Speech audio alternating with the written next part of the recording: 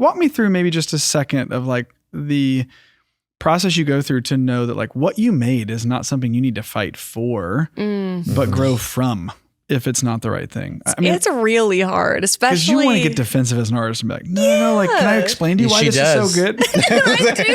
And I think that's important because you don't want to get to the point where you don't fight for anything and you're just like, nothing that I can't trust myself at all, my taste at all. Like, but I don't know. I think it's just hard not to be precious with things, but you have to. Yeah.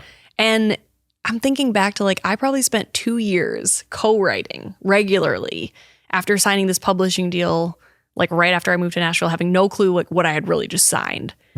And I would cry almost after every co-write because it wouldn't end up with anything that I was like really into. And it wasn't until I met a few people like Tommy that shifted. So all I can say is like, stay in the game, like keep writing, keep looking for new collaborators, keep being open to where who he's going to send your way, because those things can be a game changer.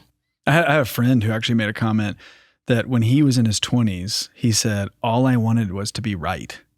Something shifted in his 30s. He said, I don't want to be right. I want it or the project to be right. Yeah. And I think there is this sort of humility and this professionalism that happens at some point in your career. I don't necessarily think it's a numerical 20 to 30 shift, but I think there's something happens that you go, I need the credit versus, hey, professional creative here or whatever you're going to say, like something has shifted and you go, I just want this to be right. And so I'm trusting, and it's got to be the right voices that you trust, that you know love you and not just want to like celebrate you and sort of get whatever out. But yeah, there's got to be encouragement in a safe space to go, I think you can do better, right? We've heard the stories of like Adele and like her whole album being thrown out.